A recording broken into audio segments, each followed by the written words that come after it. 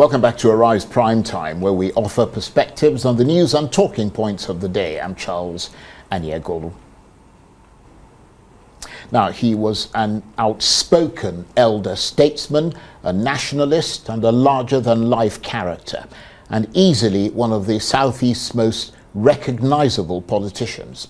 But today, it's been announced that Chukwuemeka Ezeife, the first executive governor of Anambra State, former political advisor to the president and former presidential aspirant who imagined a new world for Nigeria, has died at the age of 85. So many have been paying tribute to him, not least President Bola Tinubu, and presumably also the jailed separatist leader Nnamdi Kanu, who he fought so hard to free, but who the Supreme Court ruled today should be kept in prison, overturning a judgment by a lower court that ordered his release.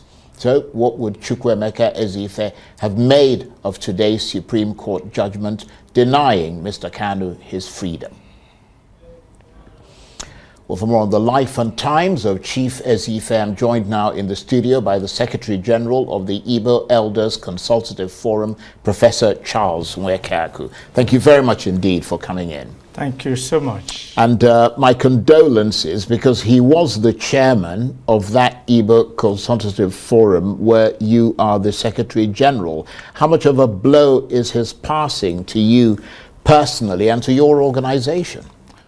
Well, his death was a terrible blow to the Igbos, and by extension, the downtrodden Nigerians, who he has been speaking for a long time. Ezeife, as you know, you've already said so, PhD Economics, Harvard, a retired Federal Permanent Secretary, a former governor of Anambra State, former presidential advisor, and so forth. In all this, Ezeife just has a modest house in his village, Igbo, and a modest house in Asoko. He didn't accumulate wealth. But Ezeife devoted most of his time fighting for the downtrodden Nigerians, not just the Igbos. Ezeife believed in justice, equity, fairness, a very detribalized Nigerian. And that's why in 1993, after the general election, presidential election, which was believed to have been won by Chief MKO Abiola, was annulled by the military. Ezeife, though an Igbo man, decided to be among those who championed the struggle for the revalidatation of that mandate. He joined NADECO and continued to fight. So Ezeife was a detribalized Nigerian. He believed in justice. He believed in inclusiveness. And that's why you see when he's talking, he doesn't just talk for the Igbos. He talked for Nigerians. He wanted a Nigeria where things worked. He wanted a Nigeria where every person will have justice, fairness, equity. And that's why the Supreme Court ruling today, in fact, was a double jeopardy for an average Igbo man, because the spirit of Ezeife would have been gladdened that Nnamdi Kanu is discharged and acquitted. But rather, the Supreme Court came with ominous judgments. Right. Well, we'll come to that in a minute. But let's just focus on Chief Ezeife for the moment. When was the last time you saw him alive? Because, I mean, you worked closely with him, didn't you? I was with him till 5:30 p.m. yesterday at his hospital. Came there. Of course, I didn't know that that was the last time I was going to see him. Yes. So I was with him till 5:30 p.m. Was he conscious when you were talking? Well, he wasn't conscious, but when we tried to say a prayer, we saw him saying amen, amen, amen, right deep. So he knew. I and some of my colleagues were there. And what did he die of, if you don't mind my asking? Well, a little of prostate complications. Right, okay. And you've given us a bit of background to his dedication to service and his career. I mean, because he was at different times a governor, political advisor to the president and presidential aspirant. Yes. And after that, instead of sitting down, he decided to organize the Igbos, organize the Igbo elders and so forth, making sure that he continued to talk. Whether the powers that be listened or not, he continued to talk, irrespective of whose horse was God. Ezife continued to talk objectively and then trying to make sure that the government at least does not exclude any part of any section of the country. And he was a big champion of dialogue, wasn't he, as you hinted there, as a way to achieve sort of reconciliation. In that regard, what did he see as the way to solve the current crisis in the Southeast? I mean, the crisis of security problems and all the rest of it. Ezife believed in dialogue and essentially non-kinetic measures to resolve the issue. For example, prior to the Anambra State governorship election, some non-state actors came out and said that there will be no election. Under Ezife's leadership, we reached out to IPOB and other non-stakeholders, and they explained to them why there should be election. That if they insisted that there will be no election, certainly Anambra State will be losers. And so they listened to him and said that people should go and vote. Even during the recent general election, when some people also came out in the search and said that there should be no election, Ezife came out frontly and said, no, there should be an election. Because if you don't have an election, how do you get the leadership? Whether the elections are free and fair, it's still better for people to have a say. Right. And of course, he was quite outspoken, as you mentioned earlier, in calling for the release of Nnamdi Kanu as a way of calming the situation in the Southeast. Obviously, that attempt failed today in the Supreme Court. What might have been his reaction to that? Well, he would be shocked because we believe from what we've read all through, by the time appeal court unanimously discharged and acquitted Nnamdi Kanu, they said that Nnamdi Kanu had no case to answer. I've also read a number of reports internationally and so forth.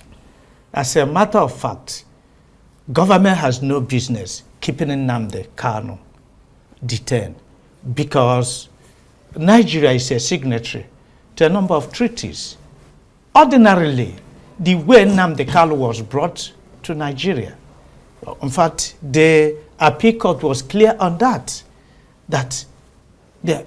young man had no case to answer. So for federal government to keep on finding reasons, look at for how many months they've kept him. It's only today that Supreme Court sat on that. It's a breach of his fundamental human rights. He's a freedom fighter. He has not been found to be violent. He had making, look, if you don't want to include the Igbos in the governance of the country, let Igbos be apart. The same case. Yeah, but they're not targeting the Igbos. They're targeting Nnamdi Kanu and the group that he's working with. I mean, is it fair to say that, because, Igbos are all over the country doing their work? Yes. I mean, contributing to the economy, some of them very successful. Yes. Nnamdi Kanu and his younger generations believe that the federal government has not been fair to the Igbos.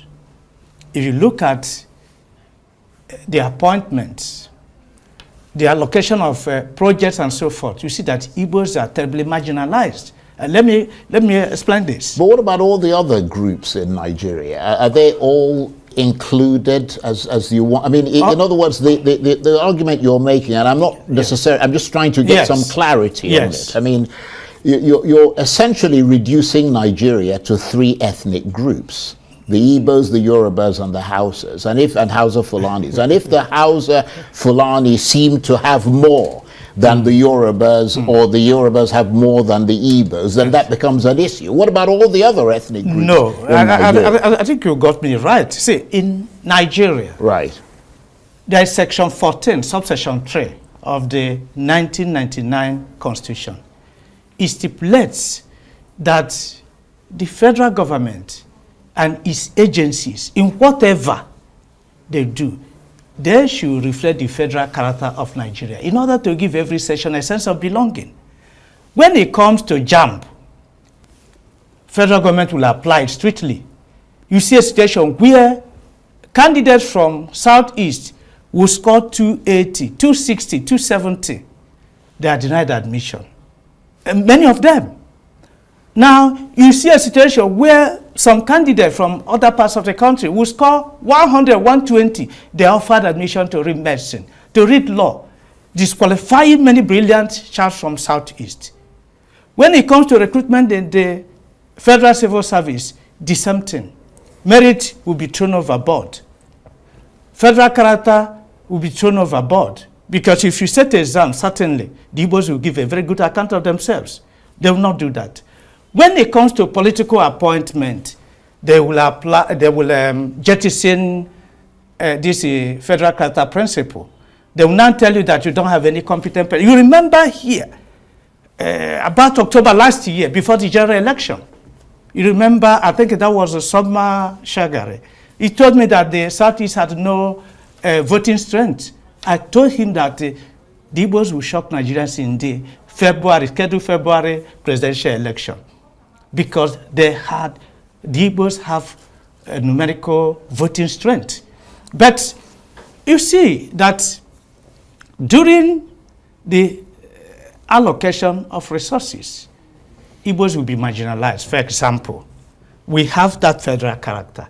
If you follow that section 14, subsection 3, clearly, somebody from Southeast should have occupied one of the 60 positions.